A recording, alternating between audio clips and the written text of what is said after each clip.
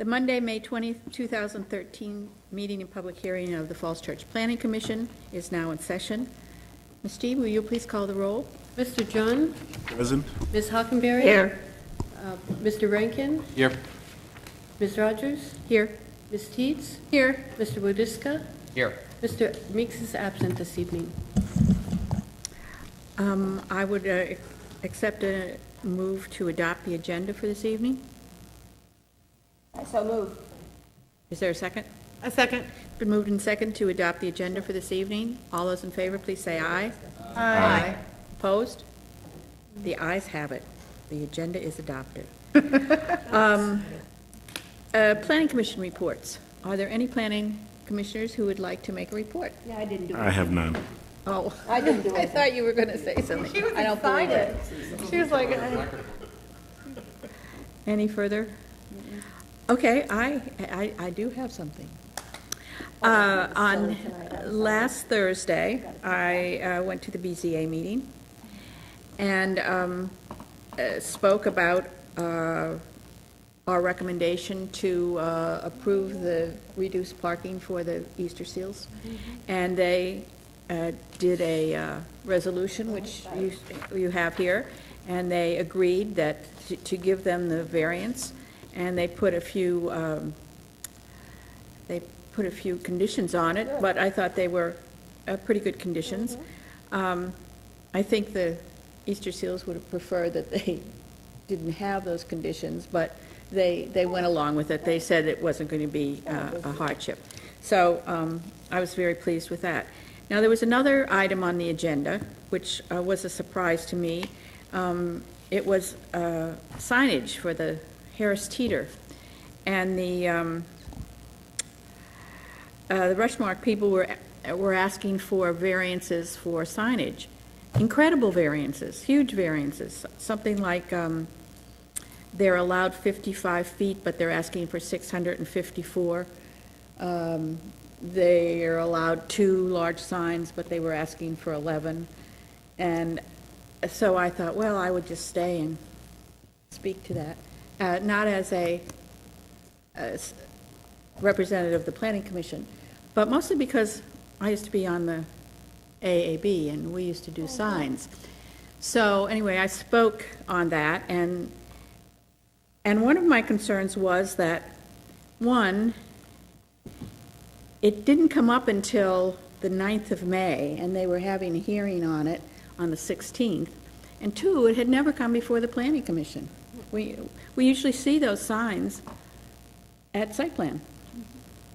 So I just said that I would prefer that the process be followed, and I'm not opposed to giving variances on signage for larger buildings. I realize we have to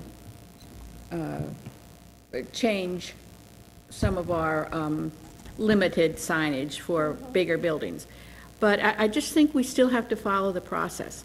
It didn't matter that I said that. They went ahead and approved everything, so who knows what those signs are going to be like.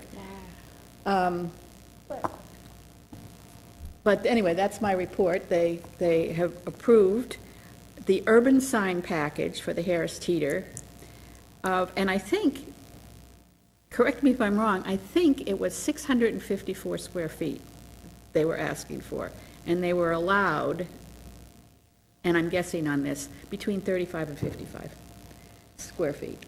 So it just seemed to me to be an excessive variance without the kind of hearings we normally have on something like that.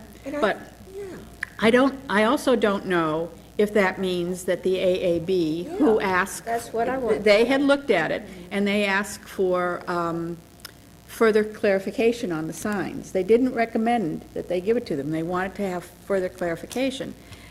I don't know if they'll still be able to have a go at these signs or not. And I don't know if we obviously, since they already have the variance, we have no options.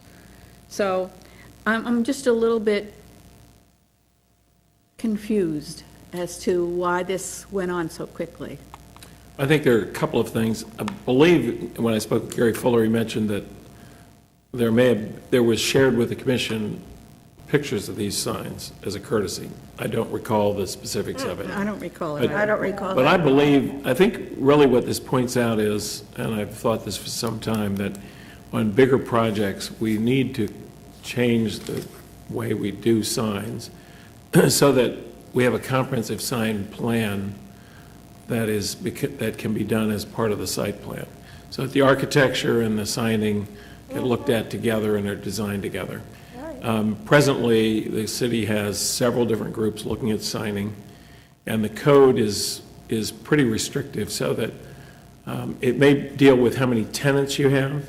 So if you have a building that has a lot of tenants, you may get more signs. Right, So here we have, not as many, we only have one. and really it ought to be probably on a lineal, certain square footage per lineal foot, and there ought to be some sign guidelines, and I recommend that we look into the idea of a comprehensive sign plan for bigger projects where you know up front kind of what the intent of the signage is going to be, and you can judge it and how it will fit in with the architecture. So I think that's an ordinance amendment that would, if we get to fixing the sign ordinance, that would be good.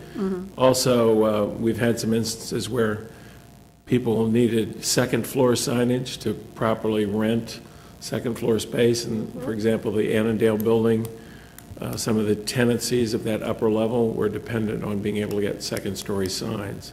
That's another fix that ought to be able to be done as a part of comprehensive sign plan. So I Right, I think this is an area we should look into and have it be a unified review process rather than having several different groups looking at pieces of it. That's the problem right there. Well, I agree, and I think we're probably all open to making some changes and opening the sign ordinance up a little bit. My concern is that, again, it seems as though certain developers are trying to circumvent the planning commission, and I don't understand it. First off, I don't understand why they didn't have proper notice on this, and secondly, I don't understand why we weren't told. If I hadn't been at that meeting, I wouldn't have known a thing about Right. it. I was going to say, Melissa? on that building on Annandale, the rebuild, we discussed the second-story signs. Right. We were shown, how they were going to be put in and that there were going to be fixtures, so it was totally up front. And the ones that have gone up, it looked really nice, but I think it's partly because we were able to look at them and talk about it. And, we have had sign plans come before us that were not really optimal, and we've been able to, change them a little bit. But in this case, And that's what the AAB does as well. right. And, I think about the Hilton Garden Inn, there was a lot of discussion about the signage on there because we didn't want to have signs glowing into the neighborhood behind them. And so that's my question here. Here we have this Harris Teeter going in, and it's got a lot of residential near it. And so did the BZA think about how would these signs, what kind of light would be glowing into the Well, neighborhood? they did ask the question, but they said, well, they didn't know, because they didn't know which ones were going to be lit, and they didn't know which ones weren't going to be lit. They just had to take that package as it was presented. Wow. And my comment was, look, these large corporations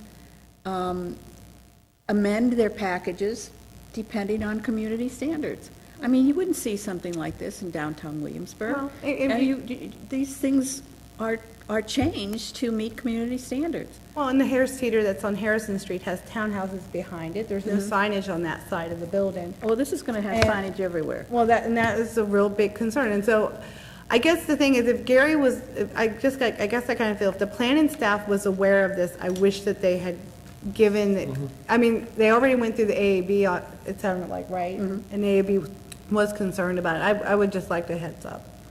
Yeah. But I will say one thing, regardless of if the variance has been given already, which it has, I want to see what this looks like at site plan. Because how it interacts with the neighborhood is key to how this I agree building, with you. the success of this building, in my mind. Yeah. So when they come for site plan, they better tell us exactly what's going on. And they better know how much light we're talking about, and when they will be lit, and which sides of the building. It's 24 hours. Yeah, it's a 24-hour signage. You know? Well, that's what I'm, and I'm maybe we could come to a compromise where on certain sides of the building, it's dimmed down at night, because I'm just, no one has a I know there was problem. discussion about that with 24 Hour Fitness, for example. Right, we did Exactly. discuss that. Yeah, that if the light was too much, but what it actually has turned out is the light doesn't go beyond the middle of the parking lot. It doesn't really affect the Right. houses. But we did discuss that, and I think that I would just, maybe you could forewarn them when we get the site plan, we want to see, I'll convey that because you're going to be looking at the more details of the building, and you want to know how the signage package is going to interact with the building and with the community around it, so it's. right, and no one has a problem with it besides facing Maple and Broad, really, probably, but we do need to see what it looks like. Yeah, I have a real problem with the whole idea of a circumventing process here, as you were saying. I always thought the ARB was the ones that really suggested and approved signage.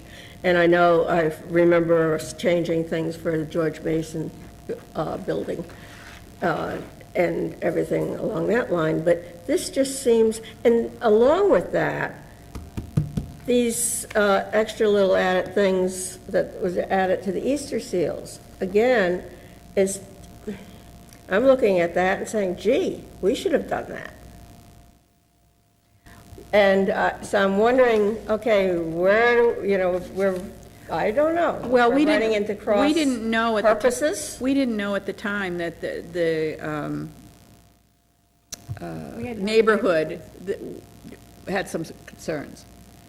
And some of the concerns were not valid because they were saying, oh, everybody will park on our street, but they already had restricted parking on their street, so that wasn't really a concern. The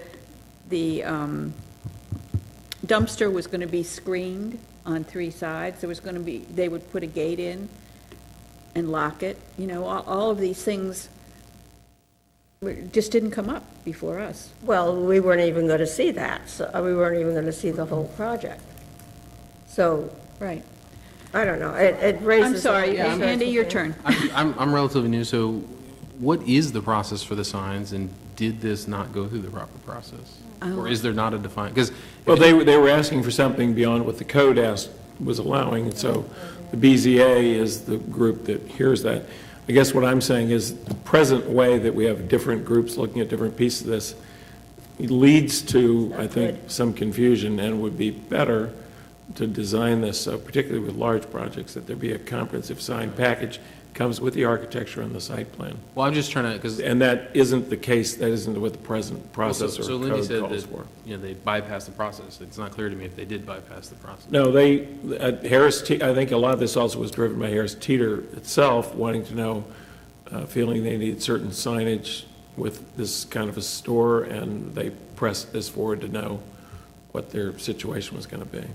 But they jumped over some of They the didn't bring it things, to it us. seems to me. And that's all I'm wondering is Yeah. if, I understand that we want to improve the process, I'm all in favor of that.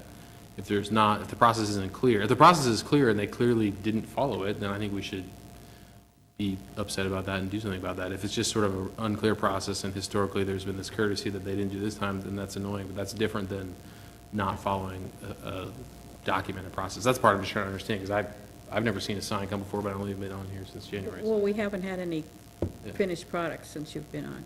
Yeah, so I guess I'm still not clear if they It actually. went to the bypassed AEB as it was supposed to, and then for the variance to allow more signage than the code permitted, they went to the BZA. I think what I hear the commission saying is you would like to be much more proactively in the loop on any of these things where you have a site plan involved. Well, I think in the past, and it really isn't the technical process, but there has always been a courtesy done where we get to see the signage, knowing that ultimately we have to look at the architecture at site plan, and we're going to be looking at all the different nuances. So I think in the past, maybe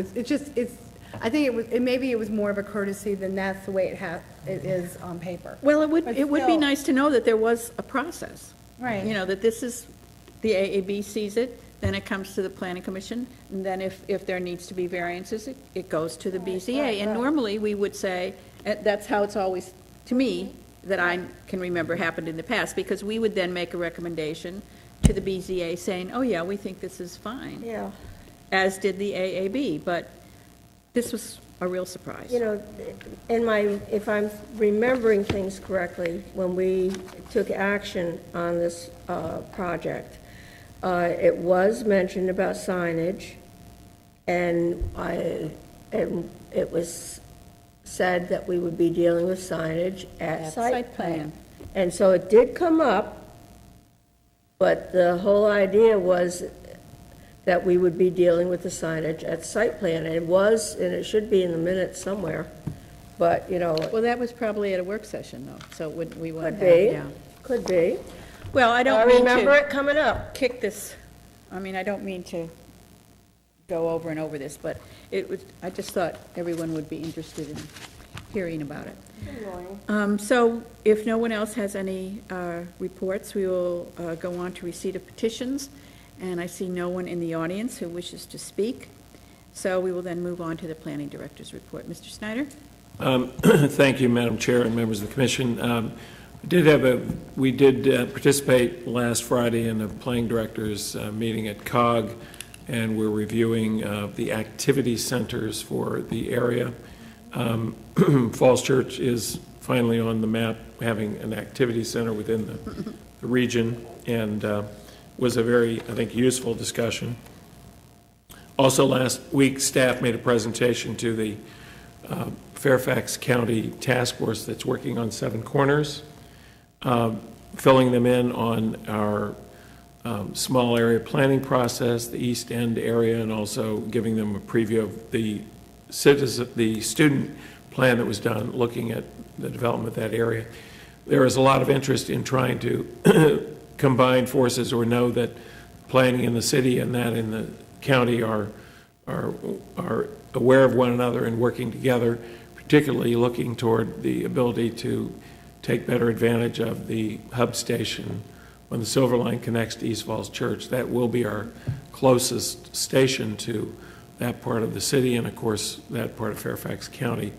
Lauren Bruce, who attended that meeting and made the presentation, also went on a tour this Saturday of the Seven Corners area. So we're establishing good communications, I think, with that group, and we'll be trying to work with them, try to keep you informed of meetings that are coming up. I believe they're planning a charrette. Some of you may be interested in knowing about that, or possibly even attending. So we're trying to, with that, and also meeting with the planning director and the head of the department in Fairfax, coordinate better and know what one another are doing. I think I mentioned our last meeting, we had a good meeting with the planning director at Fairfax County, and Fred Selden, who's now the department head for that group. So it's important for us as a small community to be working well with our neighbors. Also, we do appreciate the commission's weighing in and your support on the Easter Seals project. I believe there is a budget amendment that's being considered by council to possibly see if Hunton Avenue, where the public street and sidewalk is in very decrepit shape, can be funded and improved. And so we'll find out whether that is successful or not. But if you've been out there and seen it, you know that sidewalk and street are really well below city standards and need to be replaced. So, but there isn't a pot of money that can easily do that, so they're trying to work on that. And we should be able, hopefully, to go forward with that project and have it under construction over the summer and hopefully open in the fall. And that's due to a lot of effort on a lot of parts, including the commission. And so look forward to that project going forward. Kurt Deschmaker is working online with us now, part-time, which is very good news. And also we had a successful bike to work day that Paul Stoddard worked on. I don't know if any of you were able to get by, but we had a big turnout, and very successful and great weather. So that was another good activity. Several council people showed up, and I imagine some of you may have also been by. So we're also had a meeting with the head of the transportation group, and it'll be working with them on particularly looking at the WNOD trail and seeing if there are things that could be done to move some improvements forward on that. Looking ahead to the June 1st kickoff meeting for City Center, which we're going to take up, I did want to, if it's okay, I did want to let you know that Ms. G, I think, has distributed some materials for you that will be of help to us when we talk about that. later on in the meeting. That's all I have this time. Thank you. Thank you, Mr. Snyder. Any questions of Mr. Snyder? Mr. Snyder, if you can please keep us updated on the Seven Corners Shred, I'll be interested in attending that one. Yes, will do. I believe it may be during the day, like 3 to 9 o'clock, but I'll ask Mr. Lauren Bruce to get that information to the commission. I think it is a very interesting work that's going on there, and again, it's right on our border. Yeah. To follow up on that, is Arlington part of the Seven Corners situation too? I don't believe I don't know that they're participating, although there certainly are properties that are close to that. Right, right. It would be a good idea to have all three groups and on that, so coordinate for the Silver Line and everything, because there's so many issues that are co-owned. Certainly, when we're looking at transportation-type projects or funding, the fact that the station's in Arlington, but also connects to Fairfax, and we have Fairfax in the city and Arlington all together in this one area, I think does make this project that has some regional reach, if you will. And so we'll be also pursuing with Metro to see, are there things that could be done to expand the reach of that station so that it could better serve the commercial areas in the city and the county that may develop over time, thus reducing the amount of single occupancy vehicles that would need to be moving back and forth. Okay. You have any inside information about, timelines on site plans? It's not that I'm anxious about anything or not, but. We've heard that both Harris Teeter and Lincoln are working to get their site plans ready for submission in the next week or two. Oh, good, So I think they're trying to move ahead. good. We'll keep you posted when they get filed. So I think both those teams are working to try to get their projects in so they can start review. Yeah, let's start, getting that done and get shovels in the ground and cranes in the air. Yes. On that same subject, since Harris Teeter was, one of the reasons that Harris Teeter wanted to get that sign package approved by the BZA, the variances, was because, or not Harris Teeter, but the Rushmark people, was because they said that they had not yet gotten a signed contract from Harris Teeter. Has that happened yet? Ooh. I believe it has either happened or is about to happen in terms of a lease. I'll double check on the status of that, but I'd heard that it was imminent. And is that something that that project is reliant on? And if they do not get a signed lease, the project doesn't go forward? I think both projects are, I know the other one doesn't. I remember reading that in there. I believe that was part of the land agreement also Land with the city. agreement, okay. So in both instances, the grocery store was a critical factor. Okay. Can I ask? Yes, one more. I'm sorry. You can ask No as many as you problem. want. Oh, one more. One There's more. the kids that say I've got two more questions, no, but there's the kids. Hey, this is something, it's probably not on our bailiwick, but here, Trader Joe's, that's in, we all know where it is. And they've always had pictures of Falls Church City all over the place, which they've now put in the bathrooms. However, now they've got a big Falls Church sign with all, they do have Tyson's Corner on one of them, but the latest time I was there, they have our city seal up on their wall. Just saying. It's kind of, It's not just the one at Tyson Station either. The Trader Joe's in Bailey's Crossroads also has Falls Church stuff. Well, they have want- the they wanna TJ be Tiger. yeah, but do they have the seal of our city up on the Well, wall? they have I the think TJ that's Tiger mascot and compliment. stuff. Holy moly, holy. What they do is they're checking their zip codes, and that's who's buying their stuff. You gotta stop going there, Wendy. But the seal really shouldn't be on their wall. It's the seal that bugs me, Yeah. I don't know. Maybe throw it to the city manager. I can ask. I mean, we certainly don't get any taxes out of them. Well, I just think it's a compliment. Well, hopefully the city will have other choices within walking distance. Exactly, that's exactly right. Okay, we'll move on now to old business. We have no old business on our agenda, and now that will put us into new business. We have one item on our agenda, which is to discuss and prepare for the City Center kickoff meeting, which is coming up fast, June the 1st.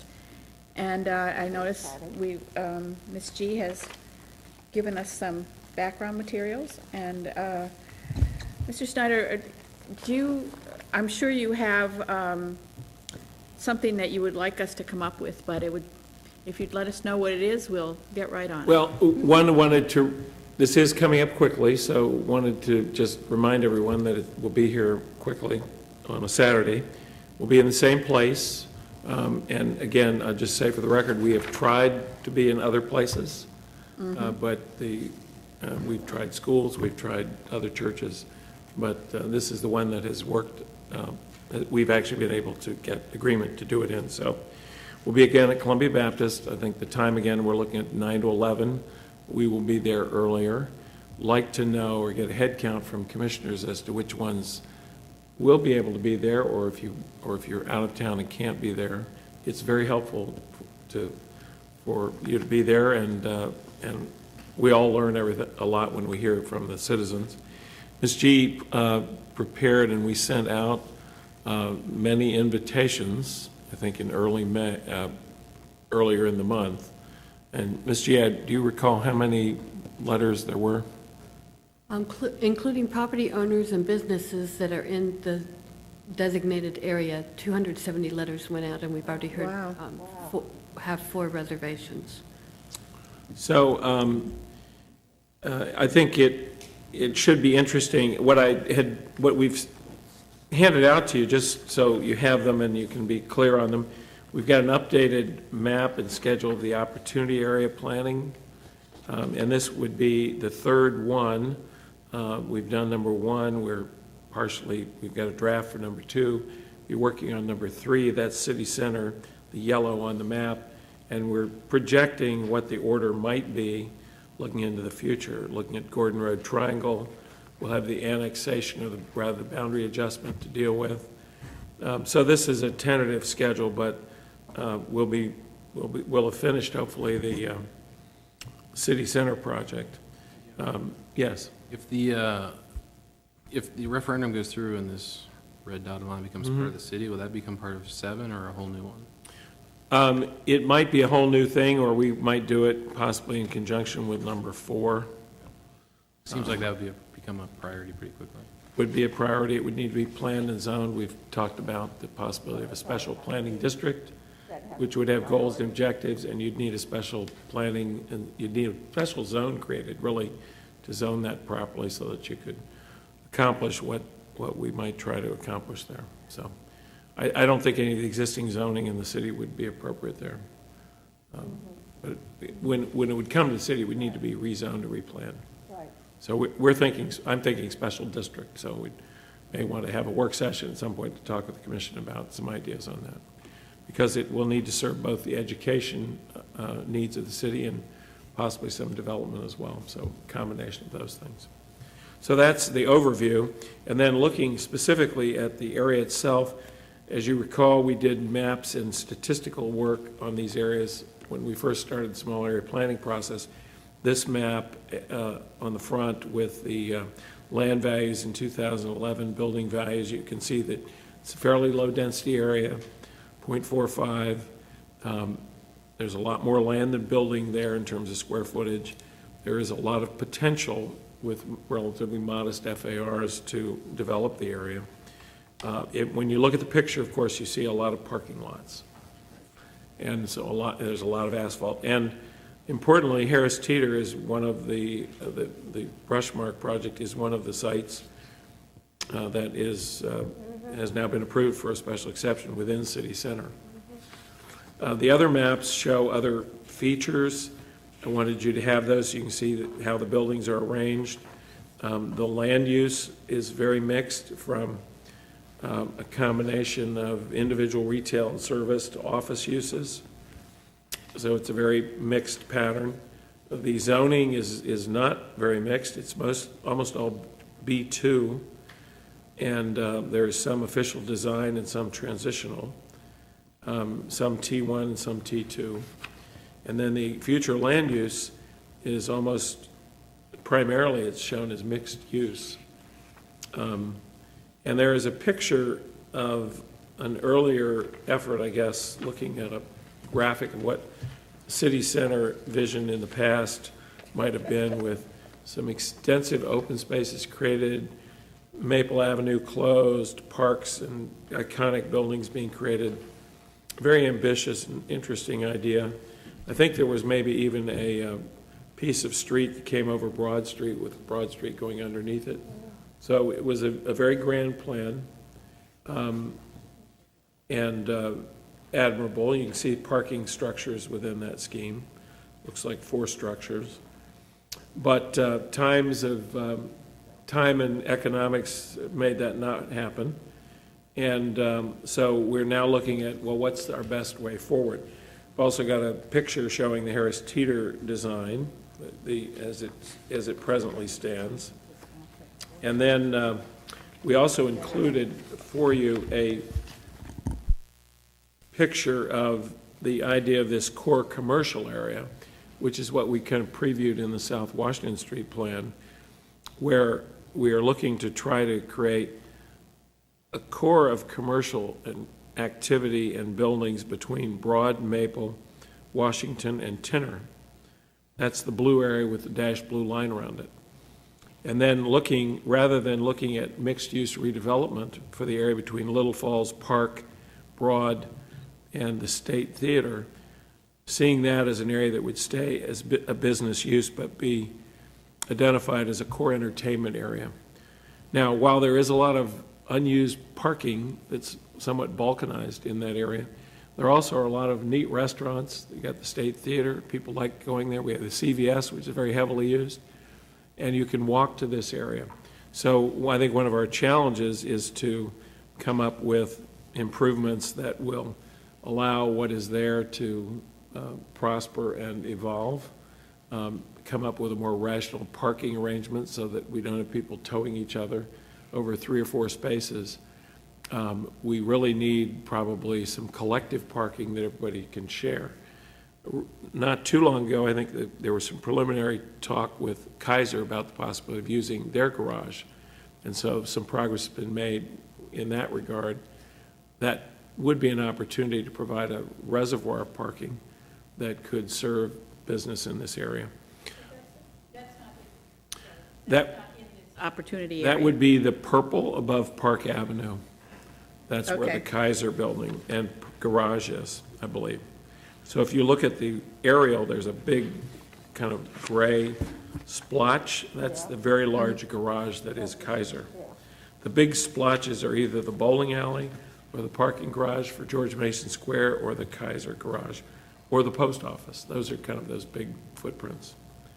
So this notion is trying to retain the local character, local business character, and allow an evolution of an area that's fragmented in terms of ownership, not unlike Clarendon in Arlington, where there's a lot of different owners of different parcels. But trying to encourage restaurants, entertainment, small users. We have some small street retail in the area. There probably will be a need to try to create some parking structures in that area that could be used in a common manner. So that's a different approach than saying it's all mixed use, it all should be consolidated, torn down, or redeveloped. Those are 2 different approaches. So that's something the commission will need to think about. So as we did South Washington, we kind of projected this notion of these 2 areas, a development area and then an area that would be revitalized and allowed to kind of expand organically with shared parking. So those 2 concepts are things we will talk about at the kickoff meeting, and the Planning Commission should think about. There also was a study done by students one summer at Virginia Tech that looked at this entertainment area and called it the Little City Center, and it suggested being able to create some walkable areas, some garages, some green space, so you could have more foot traffic in the area, allowing buildings and businesses to expand. We do have examples where the Dogwood Tavern, for example, is going to build an elevated deck above some of their parking or their patio. So individual businesses are looking to do some of these things. And it does contribute to kind of the unique character of the area. So those are some thoughts about how the future might unfold there. I would encourage you all to walk the area and maybe take some photographs, and we'd be happy to collect those, and we can show some of those in the session.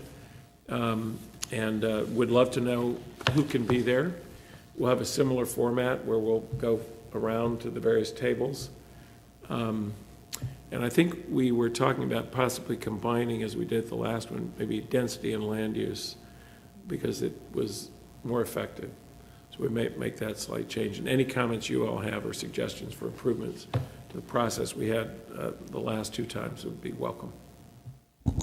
Melissa, do you want I just want to say, I'll definitely be there. I blocked the time out.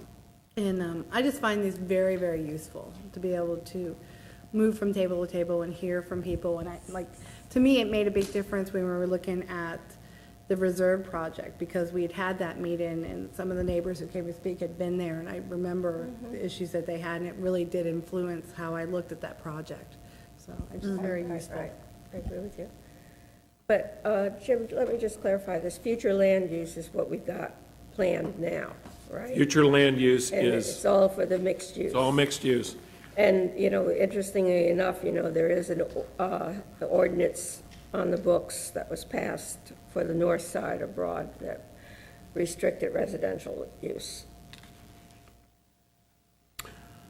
I guess so. I'll have to research that. Yeah, it was when all the escalating prices were going up and up and up, on the north side. But, And- because you've often mentioned, retaining the smaller businesses and going, building behind or something or other like that, which is not represented in this. Now, this sketch shows some of the parking and older buildings on the edges being appropriate for mixed use. So under that scheme, you might have residential and retail around the edges of a core. The hope being we'd have people being able to walk to jobs and entertainment and activities. And those uses, the striped area in the scheme show, they also would be transitions to the neighborhood as well. So the Harris Teeter project's consistent with that. The bowling alley site is another one. The Coleman Motorsports, they're going to the south area. Some of those areas are shown as possibly going mixed use, where you could have replacing parking lots and old buildings with mixed use, and then setting a situation up where we could encourage a dense core development in the center because you would have an attractive set of surroundings. Oftentimes, the center is the most difficult to develop.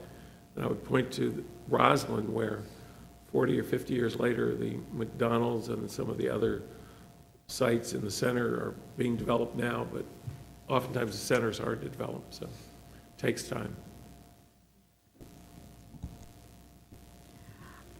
I have a couple of questions. One, on the future land use.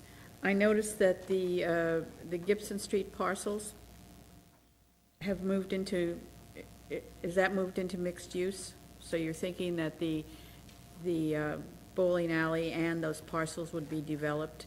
Because I thought when we were talking about the South Washington Street, we discussed trying to keep those moderate priced. That's a Or low good end. question. This shows, the present land use plan shows Gibson Street, Maple, and Annandale, that block is all mixed use. The area in South Washington, we were showing as a mixture of green Oh, and okay, so brown. I think I'm just looking at the wrong. You may be looking Yeah, at the There's I was three present, things, right? There's present use, there's future land use, and Yeah, and proposed. I was looking at future land use Right. instead of proposed land use. now, the question of the house, the ones on Gibson Street on the north side, that is a good question. What should they be? I think 3 of them are owned by Atlantic, one is owned by the city. And so what's shown here may or may not make sense, that maybe that all needs to be mixed use. I don't know, but the area in the southern area, certainly we're looking at trying to allow those to be consolidated over time, assuming the city's going to be Right. here for the long term, that this would be a good set of properties to collect Well- over time, use for affordable housing, and then make some other use transition in the future. Yeah, I just think it's important that we keep talking about those as though we're going to keep them as long as possible. You know, they're not going to be in the first line of development. The other Right. thing And that and that was the idea behind removing the mixed use Right. from them in the South Washington Street plan, that was an unnecessary threat to their situation, and given that they were in different ownerships, and we have the streets in between, it was unnecessary. Yeah, I hadn't seen that one. Okay, either, now, yeah. I'm I sorry. hadn't, I'm I sorry. hadn't Yeah. seen This- this because I was dealing with the stapled ones. Yeah, I'm Got it. sorry. okay, Got it. that's, yeah, that's That's even how, why my Yeah. question Sorry. was confusing. yeah, Sorry. that's how I got. So this is Sorry. kind of a look ahead, but it's not, Sorry. it's not in concrete, it's just, we didn't want to plan the southern part without looking toward the city center. So this was our effort to, gee, what should we do there? And this was the idea, letting the marketplace to some extent decide these things, but also trying to direct it to have certain uses in certain areas where they are going to tend to want to be. Right. Okay, now I've got a better idea. I apologize for. Okay, and, not and, making that and clear. so I'm also thinking about green space, and I'm looking at this city center as built, and there are lots of trees, and there's not parks per se, but even that horrible-looking green space back behind the post office gives you some, yeah, with all those broken trees, you know, it just gives you a little sense of greenery. There's no green space on here at all. No, and that's a little, the only one you have is Big Chimneys, Right. and that's already there. And, So I'd like to think about building in a little bit more green space. These little tiny, I don't know how you're, And part of the thinking Yeah. behind the Gibson Street, Shirley Street houses was to expand the Big Chimneys Park to be a bigger contiguous area. And so whatever development might happen on the bowling alley site, perhaps green buffers would make sense there. right. But what I'd like to think of, to consider, the spaces that we're talking about being developed sooner rather than later. I would like to see some mention of either green space or contributions towards green space. I mean, I think that that's really important to build that in from the very beginning, because once you lose it, you don't get it back. Very true. So that's, That could also potentially work with those properties on Shirley and Gibson, if someone had control over one, that be donated to the city as a way that would provide both housing and green space, potentially, long-term. And on this map, the Big Chimneys doesn't show up very well Yeah, here. we have I know. it's faded, It's but done. it's, Yeah. Yeah, and that incidentally is zoned, I think, B2. right, right. Is Some of zone our B2. Some of our open spaces are R1 and R2. We probably should have a park zone in the Yes. city, among other things. yeah, and even though we have a tremendous amount of asphalt for surface parking, at least around that asphalt and internally, there are trees. But once you put a really big building in there, there's never going to be any trees there. So it's just something that I think that we would build in. Some of the buildings, or most of the buildings that we're getting now, they are talking about green roofs, but that's not something that you see from the ground. And also, when they put in their swimming pool and their parks for their residents, you don't see that from the ground. So I think that we really have to make an effort to insist that there is some kind of greenery around there. One Some other open space. potential is if you were to have garages, could you have recreation space built as on the top level of those that would be covered and usable? Because there's great need, I think, for recreation. And that's one of the things that's nice, I think, about this Lincoln property down in the Saab dealership is there is going to be some open space. It's not all built. So those are, so let us know, and if you have thoughts or take photographs, get a chance to walk around and look at the areas. There also is the small study that was done, which if you don't have a link to it, we can send it to you, and that's the Little City Center plan that was done by the students looking at the area between Little Falls, State Theater, Broad, and Park. One last thing I would mention, I think Park Avenue, the character of Park Avenue is very important. And you're going to see, of course, in the next couple of weeks with Memorial Day Parade, its usage as really one of the most important ceremonial streets in the city. And yet the design of it really doesn't convey that. It has overhead wires, it's narrow, sidewalks are poor. And so thinking longer term about what should the urban design of Park Avenue be from West Street all the way to the State Theater. And I think it could be reinforced with urban design ideas, pedestrian ideas, to be a very special street that connects important parts of the community, including City Hall and, the eastern and western parts of town. And so we may want to think about its overall character as a part of this plan, and then looking beyond that, how, as we go further to the west on Broad Street, what is the character of it? But I think it's an important street that the urban design of which deserves to be thought about, make it a very special street. Okay. Sorry, just one more question. Oh, okay. Could you please send us that link to that other study? Yes. And just an observation, we've had so many meetings on city center that it's likely to be emotionally charged. Okay. The other thing we should look at is the comprehensive plan in land use and economic development. There was a lot of special stuff done for city center that's in that, some of which is not going to be relevant, but some of which may be. So I would ask you all to take a look at that. Some of the road things don't work anymore. We probably aren't going to straighten out Maple Avenue. We didn't buy the property, the Oddfellows site, which would have been part of the Great Place. That was up for sale. I think it's been purchased by an architectural firm. So we're looking at a different approach, one that's a little funkier, a little more organic. How do we make the best of that? And what would we change as we write up City Center from what's in the plan now, which was very good, but very ambitious, and unfortunately wasn't able to happen. So we're adapting to a different set of economic times and perhaps a little different philosophy. Doesn't mean it can't be an equally terrific place and fun place to be and an asset to the city, but it's different from what's in the plan now. So I would ask you, put in your thinking caps, read that part of the comp plan under land use, I think it's chapter 4, and let's think about how that would be different. What are the key pieces that you'd want city center to be?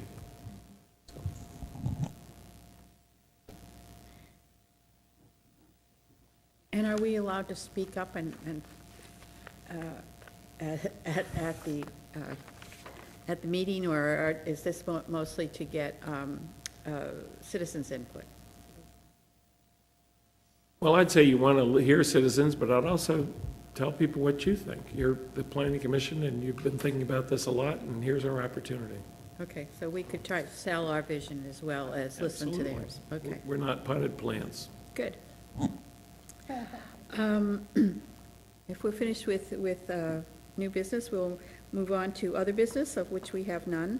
And now we move on to the approval of the April 15th minutes from our meeting. Has everyone had a chance to look at them? Why did we delay those? Why did We delay? delayed them right. Oh, okay, gotcha. I couldn't remember. And, Which I believe is shown on lines 832 through 840. Okay.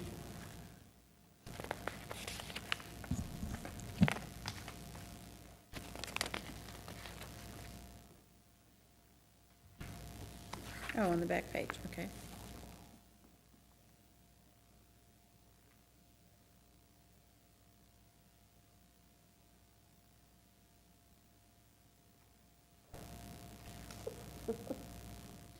Is this the same language, or did we change it?